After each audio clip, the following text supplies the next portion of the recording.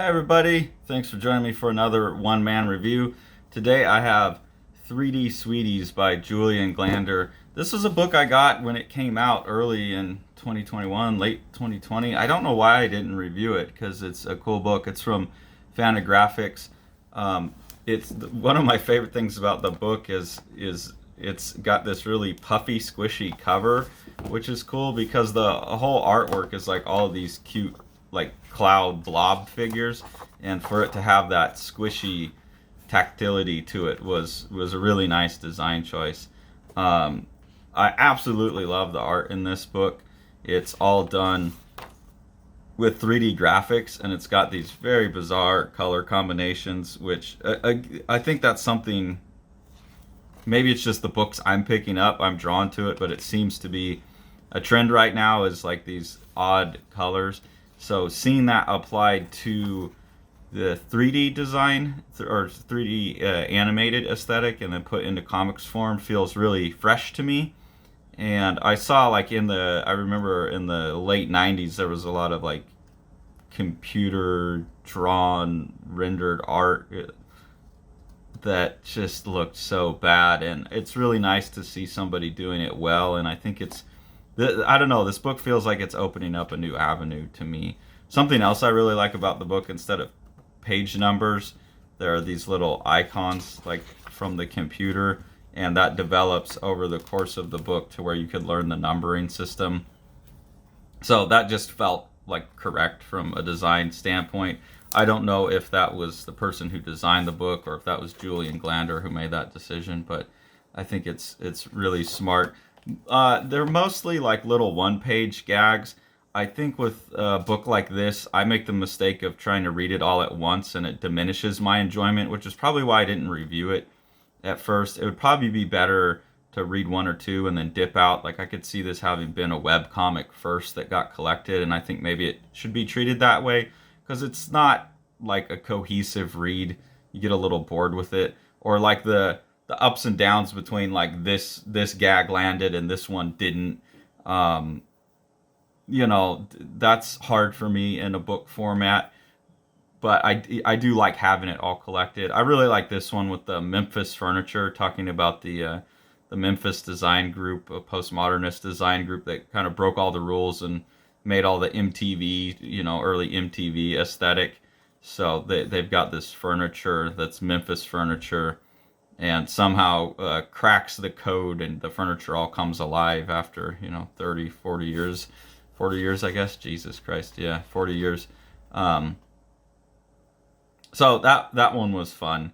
And this whole book kind of, I think a lot of these colors and stuff are coming from that era. This trend that I'm seeing in the art is coming from that era of the Memphis design, like going against what's good taste. Some of my favorite stuff in the book is the quieter stuff that's almost purely just formal, and I don't mean formal in the sense of comics formalisms like we usually talk about, but just art formalisms almost. It's just all about the design of it. Maybe a little bit about the comics formalisms of like the shadows turning. I think I would enjoy this page more if it didn't have the character at the end here. If it was purely about the light moving. That's kind of like the Jiro Taniguchi Walking Man aesthetic of just these healing, quiet comics. To me, I see a lot of potential in this, like a whole book of this. I know a lot of people probably wouldn't be into that, but I think I'd really be into something like that. That's all about really subtle things. This is another one that's like a more of an abstract. You couldn't put this into a Scott McCloud panel to panel transition very easy like the other one.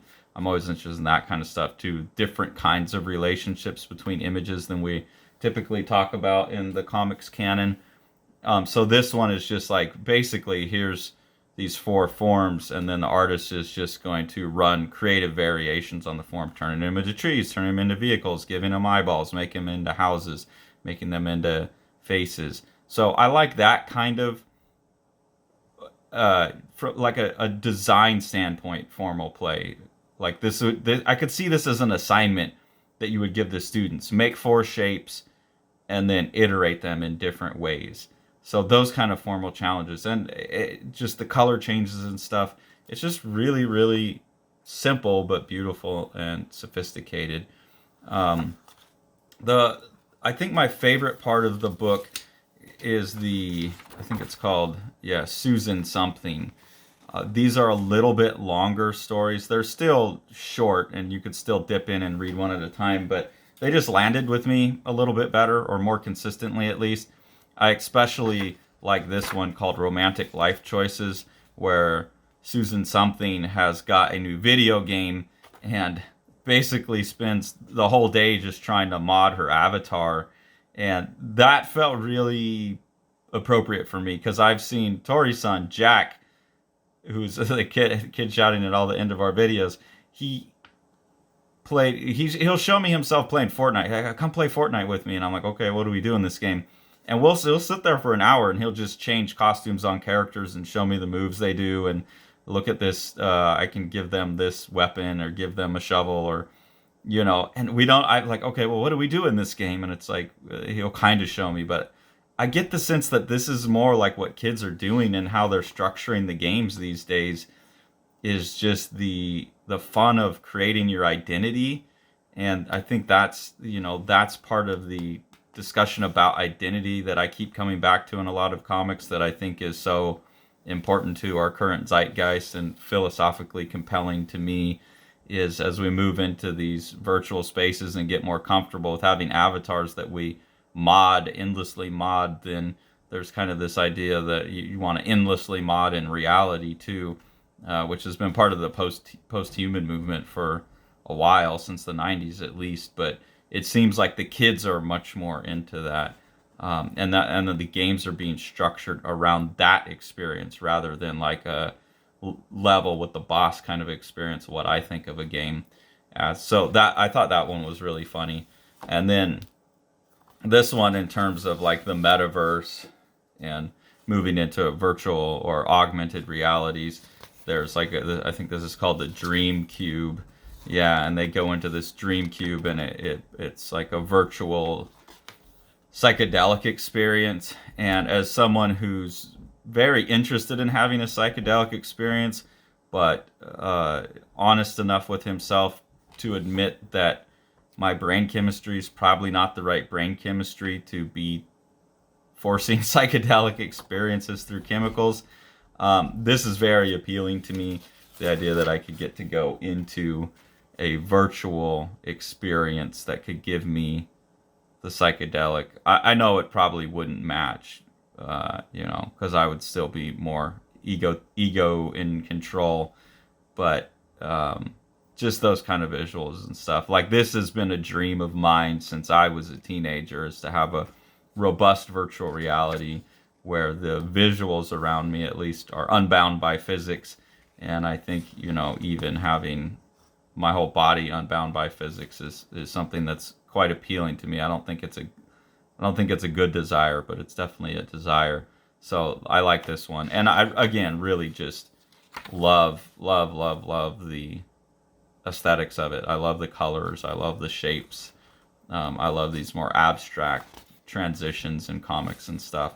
So really enjoyed this book.